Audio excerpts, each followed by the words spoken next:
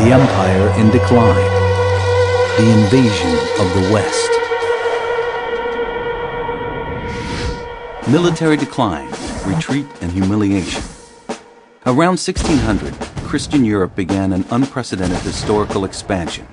European imperialism extended in all directions. As the Renaissance, the scientific revolution, and the discovery of the Americas was turned into military and economic advantage. The military decline of Islam began in 1683, when the Second Islamic advance on Vienna met with massive defeat. Next, the Russians took possession of Azov in 1696, their first Black Sea port. 3 years later, the Ottoman Empire was defeated in Hungary by the Austrian Empire, and the Russian annexation of the Islamic land of Crimea in 1783 was another massive blow. In 1798, Napoleon Bonaparte commanded a French army that occupied Egypt, easily repelling Muslim forces. Though brief, Napoleon's appearance in Dar al-Islam had a huge impact. It was the first armed advance into the heart of Muslim territory by the West since the Crusades, and it set off a political, religious, and intellectual reaction that continues to this day. Economic decline. By the 18th century, Europeans were in the throes of a major industrial revolution, allowing them to overtake the world economically.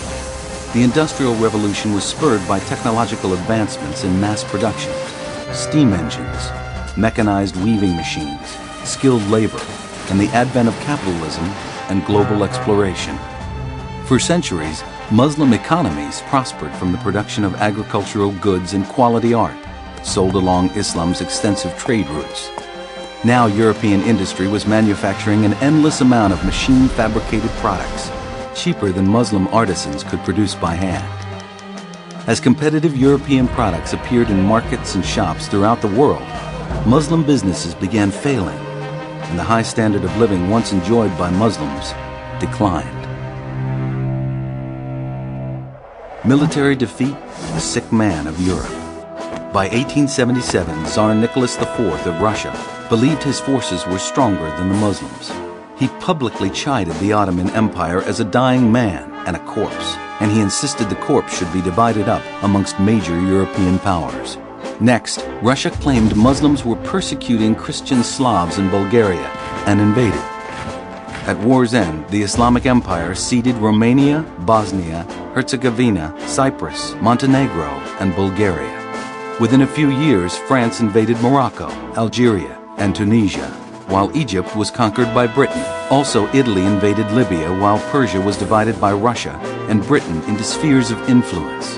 By 1905, the Christian West had achieved military, political, and economic dominance over Muslim lands, and millions of believers were now under their control.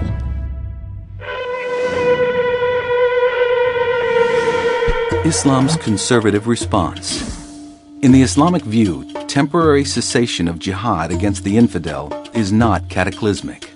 However, suffering defeat and losing territory with Muslims falling under infidel political control was an unknown, painful experience, difficult for Muslims to accept or understand, even to this day.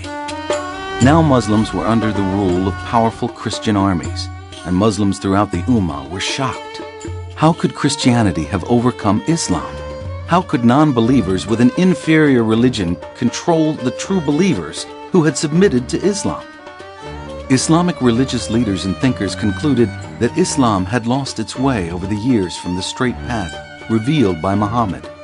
Only with return to authentic Islam would the Ummah recover God's approval and support.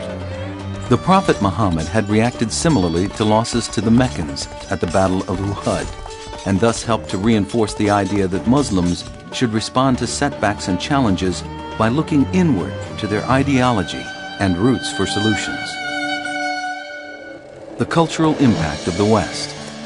However, the Ottoman Sultan considered the defeats as only a military deficiency. If European military was superior, then learning European military techniques and purchasing their weapons technology would enable Muslims to one day expel the Christians and return Islam to glory. However, the import of European weapons necessitated the arrival of European ideas and institutions to support them, all of which shook the essence of the Ummah as much as the military defeat. Europeans brought economic and technical progress to Dar al-Islam, building an infrastructure of highways, railroads, bridges, and forts, followed by the introduction of automobiles and electricity. The West also established new means of communication, newspapers, radio, and television, all of which disseminated Western culture and ideas. With newspapers came journalists, strange new characters in the Muslim world who challenged authority. The plan for modernization also required the introduction of Western administrative techniques and medical and educational systems into Dar al-Islam. Islamic reaction to government reform.